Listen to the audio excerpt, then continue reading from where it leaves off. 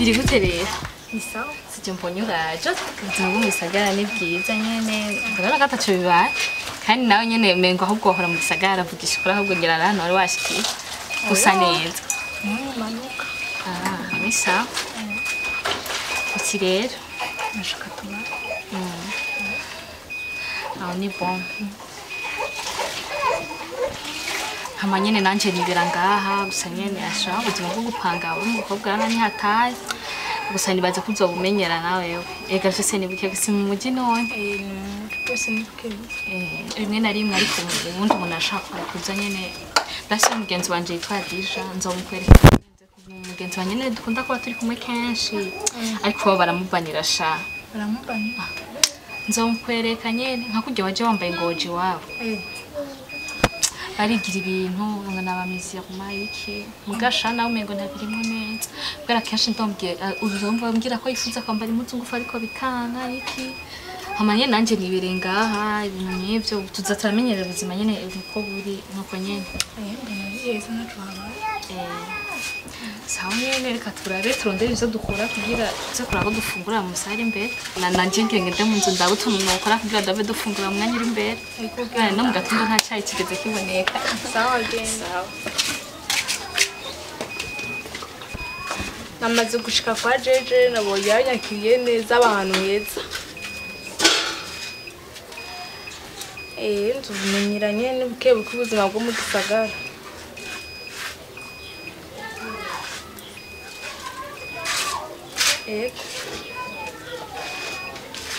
Sawa rero.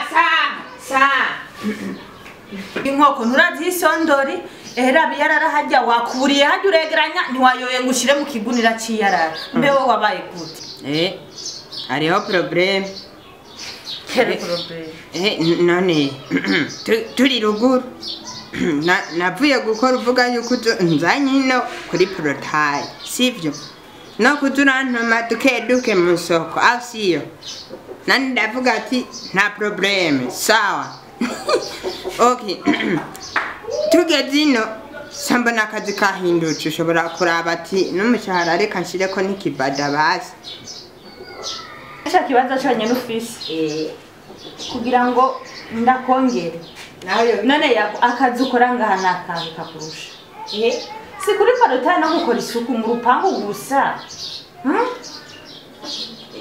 none hari indi problem hari kunyihangani sawa basi mutama kongere bitanu ya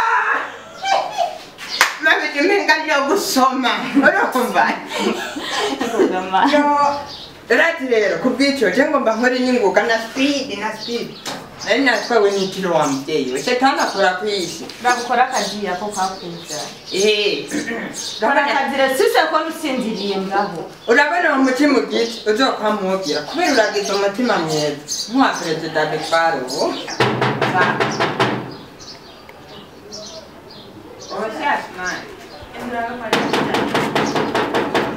stareho umushahara wongere ni wewe umushahara wongere kanya jewe mama nyanya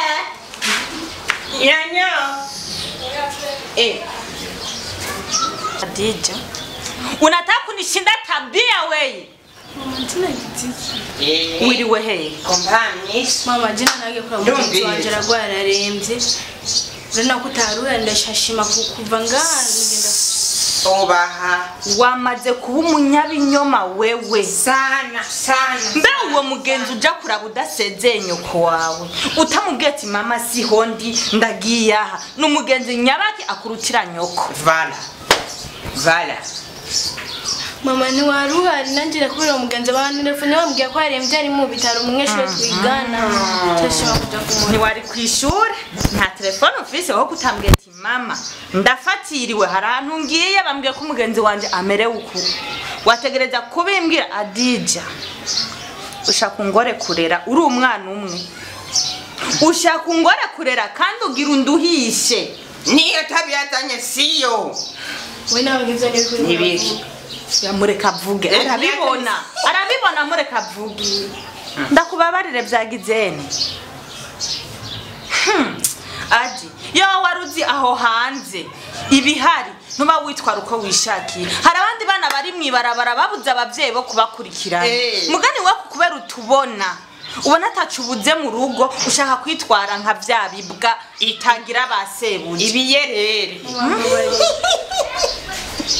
Imbwa z'ishyamba nizo zitarara mu ishyamba kabiri riva mu ishyamba zinjira murindi nawe rero niko ugomba kwitwara niko ushaka kwitwara Adija ngoma ndakubwire hajya nagoma ndakubwira wa mukobwa we iyi si nimba utarayimenya burayibamo izokwigisha Mabuja mwirukane.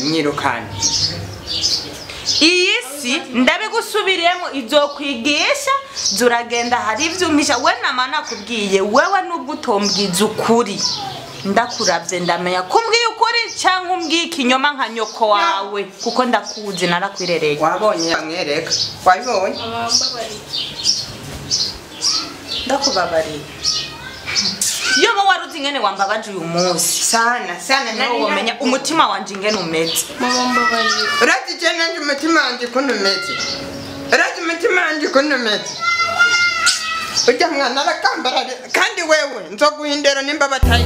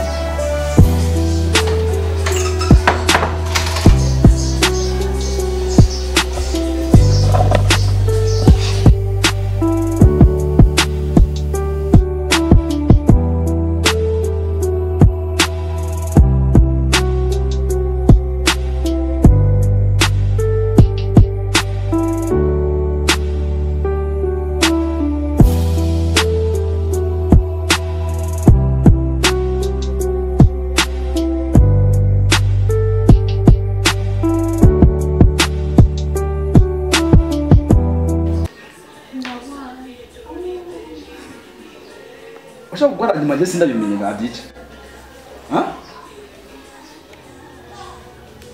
Kuva yarugwaye kamwana.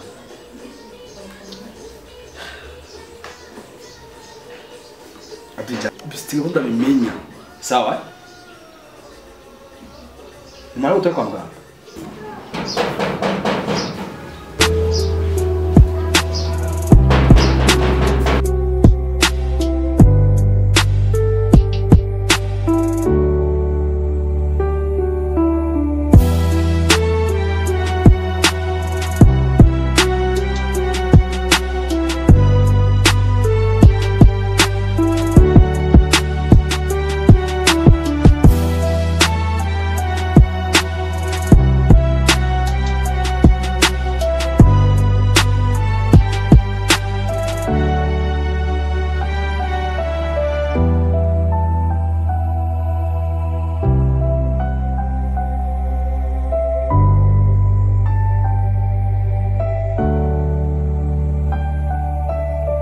Rero umwana agomba gukunanira sivyo arakunani madesi nkine kuzurandi umwana sitabikeneye arashaka guta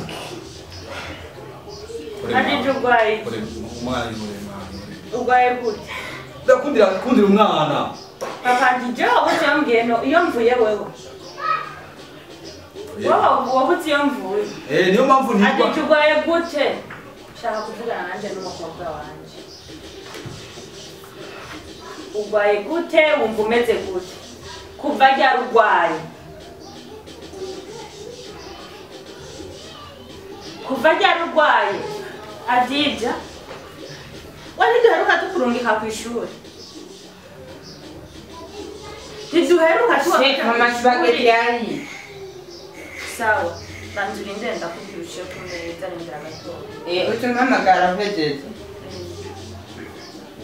we adija we ntiduheruka tuguha amahera tubona ugenda ku ishuri bigenda gutana no ko ntushobora kujya ku ishuri kubaza umwigisha ingene rimeze ku ishuri kuvyigwa kukuntu utaye ivyigwa ko bimeze ku ishuri mwarimu akambwira ko umaze nk'indwi yose udatonda ku ishuri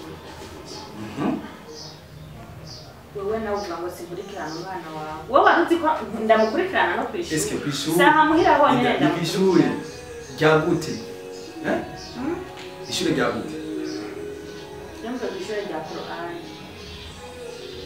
ishuri agenda kw'ishuri rya Qur'ani ntakijayo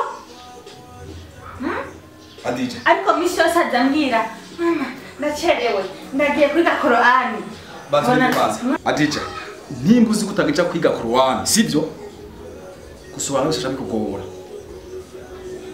urapima neza Adija uyu mwana tugiye muri ibiki genda ahubwo umwigisha wacu amaze igihe kinini ataza no ku ishuri rya Qur'ani yamangaca nitahira Adija aho nubeshe murangenda nkasanga ari yamangaca Adija tinya Imana ogopa zambi sawa namba mwigisha wawe ariwe yambwiye yuko atakikubona nawe akaba ariwe yaramaze iminsi asiba kukwigisha uragenda ubaze nanyisha wo kwa Shukurani wumvirize bana nawe kumwe ngo yaye mama Didi umukobwa wawe ngo ndamugushyikirije nawe mukurikirane uduhora umwicungira ibyo zoba byose mu nyuma yibi ni uburyo bufise mu ruhande umviriza nimba uzi kunkundira umwana usari kuzura mu mutima sawa Ndibijya mbere ryanyuma umwana gwaye mbira umwana kwagwaye umwana nkubura gwaye sawa wowe ari wambwiye ko gwaye hari byo ari bwambwire none kuko umugenda none umuvu waruvuye he nese mwe kubaza kwaje kwishura rya Qur'ani yerega ntegeza kumukurikirana suko mukurikirana byo ngaha muhira nahatemberera hose sawa mama Dija byihoze sawa Yakobo nyaruka wani wavuze ko wahishije isubageti y'umuceri ibijumbu natwe twateke wakoze nazo sinya yo sana navyibagiye kandi navyibagiye wihangane navyibagiye ariko hogunyareke ibyo watunganye umushire ku meza papa Dija funga inyama nazibagiye hogunyareke ibyo watunganije isupu y'ibiharage naza turazikoresha inyama mwijoro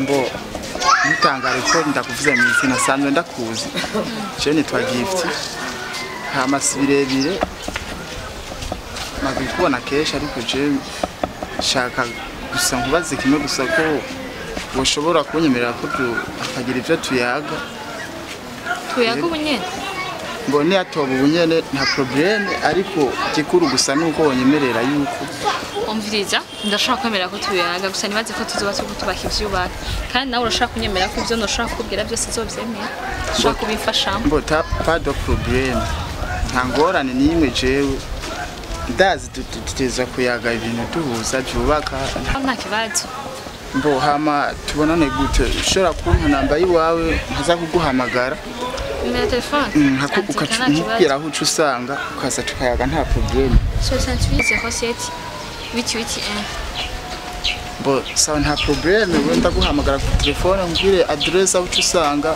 sawa nta kibazo natwe two turabandanya n'umugenzi wanje sawa sawa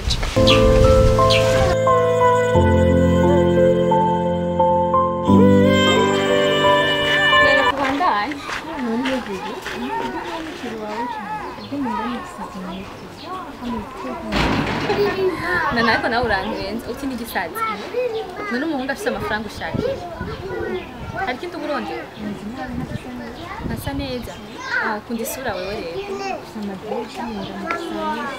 mbize ko ngo ni umurwayi rero mbize ndakagiresha ntabirebere nashaka kuyaga nawe jewe co nshaka co nyene n'amafaranga none ko yanyemereye ko atazomfasha bise rero jewe ndibaza nta yindi ngorane nifitiye kandi yansabye n'inimero nayimuhaye ubuzima bwo mu gisagara bubwitiye harya rero namubarimbura azomfasha kucara avyemera kucara kineganira umwanya hari ivyo nzogifasha rero azoyishobora nyene amafaranga ntani nibasa reka kwanza nzomanze ndamutumiza neza akafise amafaranga mbona atafise nzishaka mu kanyibandanirize ko n'ubundi ko ndagenda yamuhagarikije ko ndagenda twibandanirize ndakaye twaje tugende rero